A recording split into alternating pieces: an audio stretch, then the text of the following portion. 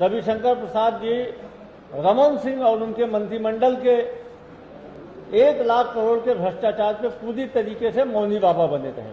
अडानी के घोटालों पे और अडानी की शेल कंपनियों में 20,000 करोड़ रुपए किसका है, उसके बारे में रविशंकर प्रसाद पूरी तरीके से मौन रहे कि 15 साल तक माता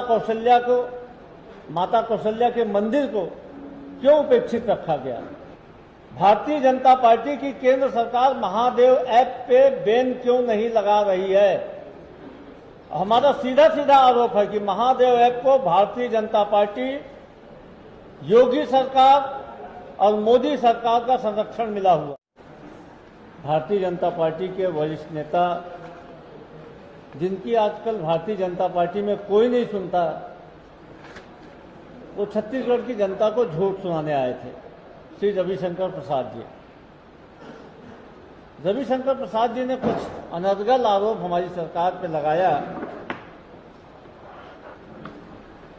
मैं उसके बारे में कुछ तथ्यात्मक बातें आपके सामने रखूंगा और कांग्रेस की तरफ से हमारे कुछ सवाल भी हैं भारतीय जनता पार्टी से।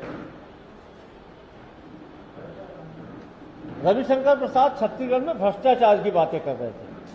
उस भ्रष्टाचार की बातें कर रहे थे जो उनकी ईडी और आईटी ने यहाँ पे पटकथा के रूप में लिखा है और तोते के रूप में जिसे भारतीय जनता पार्टी के सारे बड़े छोटे नेता लगातार पढ़ते रहते हैं। लेकिन रविशंकर प्रसाद जी रमन सिंह और उनके मंत्रिमंडल के 1 लाख करोड़ के भ्रष्टाचार पे पूरी तरीके से मौनी बाबा बने रहे। छत्तीसगढ़ के मुख्यमंत्री ने लगातार ईडी और प्रधानमंत्री को नान घोटाले की जांच के लिए, चिटफंड घोटाले की जांच के लिए, पनामा पेपर की जांच के लिए पत्र लिखा, लेकिन रविशंकर प्रसाद और भारतीय जनता पार्टी, प्रधानमंत्री श्री नरेंद्र मोदी सब के सब इस मामले में मौन रहे।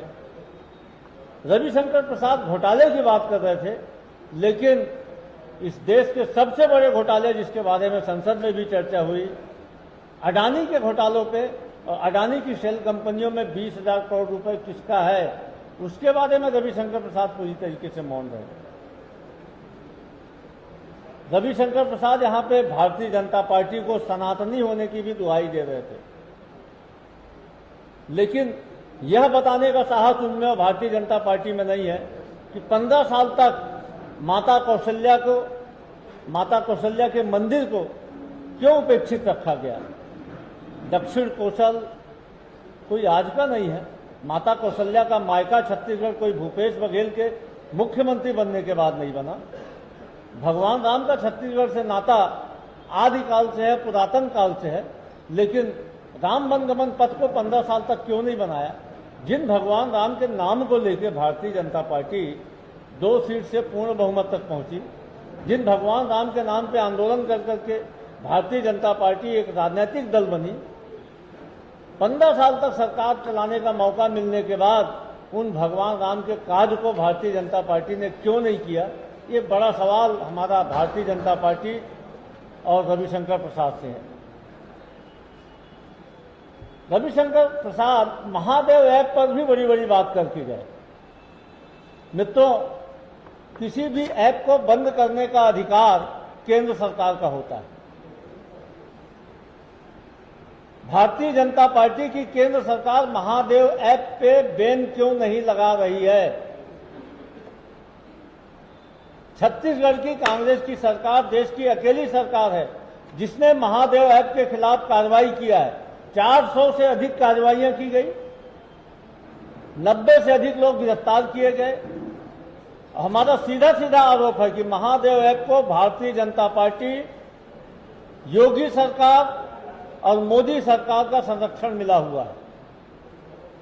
महादेव ऐप पे कार्रवाई करने के लिए जब छत्तीसगढ़ की पुलिस नोएडा गई थी, तब योगी सरकार की पुलिस ने असहयोग किया था। न सिर्फ असहयोग किया था, उन 9 आरोपियों को भी छत्तीसगढ़ की पुलिस को सौंपने से इनकार कर दिया था। छोटी छोटी धाराओं पे उनको निरुद्ध करके रखा था ताकि छत्तीसगढ़ की पुलिस उनको यहां न ला पाए। यही नहीं साथियों, आजकल सोशल मीडिया में एक तस्वीर वायरल है जिसमें भारतीय जनता पार्टी के वरिष्ठतम नेताओं में से एक जो छत्तीसगढ़ से आते हैं, जो वर्तमान में एक प्रदेश की राजधानी में संवैधानिक पद में पदस्थ हैं एक प्रदेश में, उनका महादेव ऐप के सरगना के साथ चित्र वायरल हुआ है। उनके बेडरूम का चित्र है, उनके डाइनिंग हॉल का चित्र है। भारतीय जनता पार्टी के वरिष्ठतम नेताओं में से एक हैं। भारतीय जनता पार्टी को इसका भी जवाब देना चाहिए। अब आपकी तरफ से सवाल आ सकता है कि उन महोदय का नाम क्यों नहीं ले रहा हूं, क्योंकि वो संवैधानिक पद पे हैं, इसलिए उनके पद की मर्यादा को देखते हुए हम नाम नहीं ले रहे हैं। लेकिन सारे फोटोज, उनके वीडियो सोशल मीडिया में वायरल हैं। भारतीय जनता पार्टी को बताना चाहिए कि ये रिश्ता क्या कहलाता है।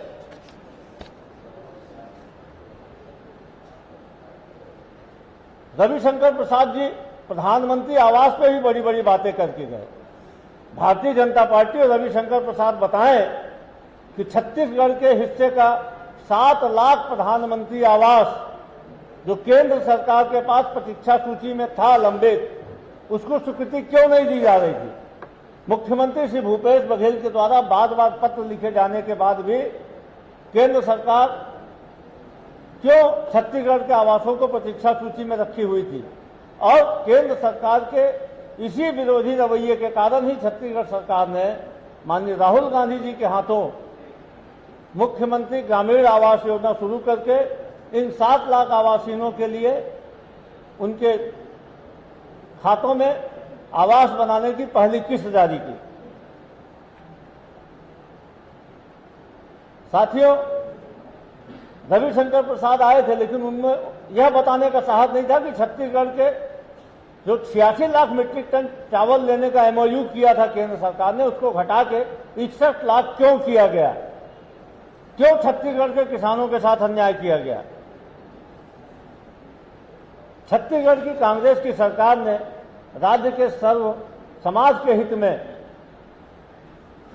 ओबीसी के लिए 27%, एसटी के लिए 32%, एससी के लिए 13% और आर्थिक रूप से पिछड़े वर्ग के लोगों के लिए 4% आरक्षण की व्यवस्था करके आरक्षण संशोधन विधेयक विधानसभा से पारित करवा के राजभवन को भेजा है।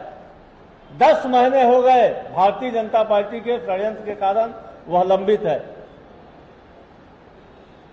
कांग्रेस पार्टी का रविशंकर प्रसाद और भारतीय जनता पार्टी से सवाल है कि छत्तीसगढ़ के लोगों के हकों को राजभवन में क्यों लंबित किया गया है। साथियों, एक और महत्वपूर्ण बात, आज सोशल मीडिया में भारतीय जनता पार्टी के द्वारा फिर से झूठ परोसने की कोशिश की गई कि उनकी केंद्र सरकार गंगा जल पे जीएसटी नहीं लगाती है, जबकि एक पत्र है जो अभी हम उसकी कॉपी आप सबको भेजेंगे।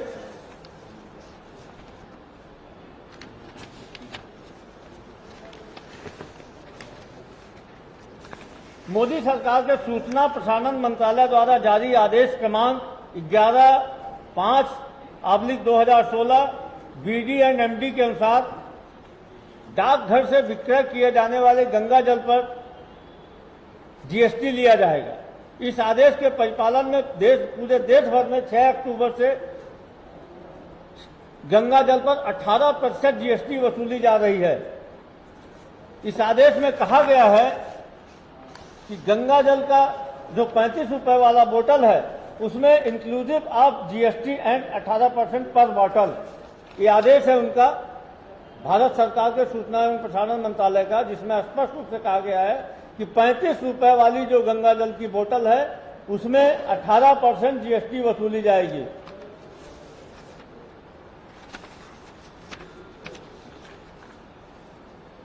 साथियों, गंगा जल पे ही नहीं जीएसटी वसूली जा रही है।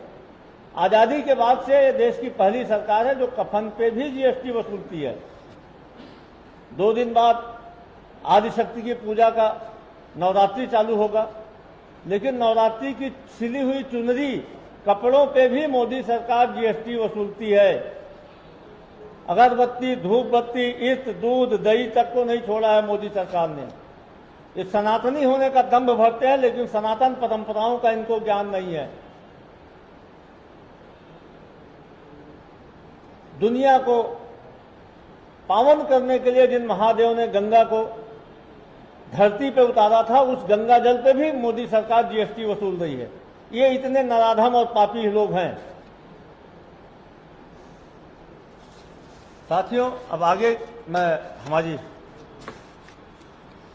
प्रभारी और एआईसीसी की मीडिया कोऑर्डिनेटर आदरणीय राधिका जी से अनुरोध करूंगा कि आप सबको संबोधित करें। उसके बाद आप सबके कोई सवाल होंगे तो उसका स्वागत है।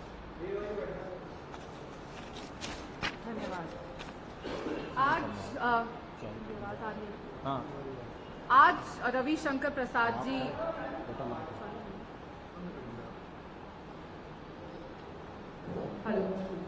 आज रविशंकर प्रसाद जी छत्तीसगढ़ पधारे हैं। उनका छत्तीसगढ़ की धरती पे राम लल्ला के ननिहाल में माता कौशल्या के मायके में स्वागत है।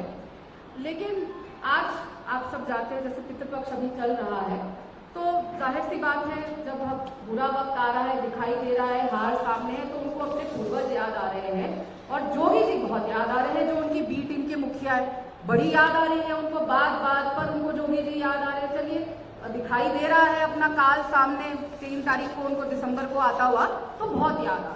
वो जोगी जी याद आ रहे हैं जब रमन सिंह जी को 15 साल 20 साल पहले सरकार मिली थी विरासत में कांग्रेस से 2013 में, तो नक्सलवाद की क्या स्थिति थी? नक्सलवाद महज 2 ब्लॉक तक सीमित था, वो भी दक्षिण बस्तर के 2 ब्लॉक तक सीमित। 15 साल के रमन सिंह के कुशासन ने वो नक्सलवाद 14 जिलों में फैला दिया। और किसी भी प्रदेश के मुखिया के लिए बहुत शर्म की बात है कि उनका खुद का गृह क्षेत्र और जहां से वो चुनाव लड़ते हैं वो क्षेत्र दोनों नक्सलवाद से ग्रस्त रहा। और वो बात कर रहे हैं कि यहाँ पे आतंक चल रहा है, जो उनको विरासत में मिला उसको संभाल नहीं पाए और बाद में छत्तीसगढ़ को नक्सलवाद के हवाले कर दिया। उनके पास सवाल पूछने का कोई अधिकार नहीं है। 5 साल पहले तक जब कांग्रेस की सरकार नहीं थी, जब रमन सिंह की सरकार थी, तो छत्तीसगढ़ को नक्सलवाद से पहचाना जाता था। पिछले 5 साल के बाद आज जब छत्तीसगढ़ की पहचान होती है तो वो धान से धनी किसान के नाम से जाना जाता है। वो स्वामी आत्मानंद अंग्रेजी मीडियम स्कूल के नाम से जाना जाता है। वो उस प्रदेश से जाना जाता है जहाँ के लोगों को अगर कोई गंभीर बीमारी हो तो 25 लाख के करीब आपको गवर्नमेंट से सहायता मिलेगी अपने इलाज के लिए। आपको धनवंतरी स्टोर के नाम से जाना जाता है, जहाँ पे 75% कम दर पे दवाइयां मिलती हैं। दाई दीदी क्लिनिक के नाम से जाना जाता है। उस तरीके से रमन सरकार के समय जिस तरीके से नक्सल प्रदेश के नाम से जाना जाता था, आज उस तरीके की पहचान नहीं है। आज आगे बढ़ता हुआ छत्तीसगढ़ है, क्योंकि 5 साल जो छत्तीसगढ़ की सेवा श्री भूपेश बघेल ने करी, कांग्रेस की सरकार ने करी, उसका नतीजा है कि आज हम राम जी के ननिहाल के नाम से जाने जाते हैं, माता कौशल्या के मायके से जाने जाते हैं। छत्तीसगढ़ महतारी की पहचान है। जैसे सुशील जी ने बताया कि ये सब तो पहले से ही था ना, कोई हमारे 5 साल के अंदर तो ये राम जी का ननिहाल बना नहीं, कौशल्या माता का मायका बना नहीं, ना ही कोई भी ऐसी चीज पुरानी तो अभी नहीं शुरू हुई। और बहुत अफसोस की बात है, ये बार बार सनातन धर्म की बात करते हैं। आपको याद होगा मोदी जी ने कहा था माँ गंगा ने बुलाया है, उसी माँ गंगा पे उन्होंने टैक्स लगा दिया, जीएसटी। पैदा होने से लेके मरने तक इंसान सिर्फ टैक्स ही देता जाए। और सनातन की आप बात करते हैं, बहुत अफसोस की बात है, सनातन की बड़ी बड़ी बातें करने वाले मोदी जी, उन्होंने स्वयं जब उनकी माता जी का देहांत हुआ अपना सर नहीं मुंडवाया, तो किस बात की सनातन धर्म की बात करते हैं? हमारे सनातन धर्म में तो ऐसा नहीं होता। मित्रों, आपको याद होगा रविशंकर प्रसाद साहब ने कुछ समय पहले, कुछ महीनों पहले कहा था कि मोदी जी ने यूक्रेन और रूस का युद्ध विराम करा दिया। अब आप लोग इस बात से बहुत वाकिफ है कि किस तरीके से सर पटल्लर हो रहा है भारतीय जनता पार्टी के छत्तीसगढ़ के दफ्तर में। खूब लड़ाई मची हुई है, पोस्टर पे कालक होती जा रही है, इस्तीफों का दरिया बह रहा है, दरिया ही बह रहा है। और आपस में इतनी लड़ाई है, कार्यकर्ता भारतीय जनता पार्टी का घर से नहीं निकल रहा। किसी भी कार्यकर्ता से आप पूछेंगे कि क्या नतीजा आने वाला है, वो बोलेगा कि कब का वापस आ रहे हैं, कांग्रेस की सरकार दोबारा आ रही है। तो मेरी गुजारिश क्या, मेरा सुझाव है रविशंकर प्रसाद जी से, आप छत्तीसगढ़ आए हैं, आप अपने दफ्तर भी गए होंगे, तो थोड़ा ध्यान आप मोदी जी का इसकी तरफ आकर्षित कराइए। जो यूक्रेन और रूस के युद्ध में युद्ध विराम करा सकते हैं, फिलहाल अपने घर में युद्ध विराम कराएं, अपना घर संभाले। छत्तीसगढ़ बहुत मजबूत हाथों में है। छत्तीसगढ़ के मुखिया, यहाँ के कक्का ने छत्तीसगढ़ को आगे ले जाने का बहुत अच्छा काम किया है। पहले आप अपना घर संभालिए। मैं समझती हूँ कि जैसे हिमाचल में हुआ था, उनको डर है कि कहीं यहाँ पे भी कोई तिरपाल परवार ना बन जाए कि मोदी जी के फोन कॉल के बाद भी चुनाव लड़ जाए, मोदी जी की भी ना सुने। लेकिन पहले अपने घर को संभालिए, छत्तीसगढ़ की चिंता मत करिए। छत्तीसगढ़ बहुत मजबूत में है, भूपेश बघेल जी के हाथों में है, कांग्रेस की सरकार के हाथों में, और दोबारा प्रदेश की जनता हमें सेवा करने का मौका देगी, क्योंकि हमने छत्तीसगढ़ को आगे ले जाने का काम किया है, अंधकाल में वापस ले जाने का काम नहीं किया है।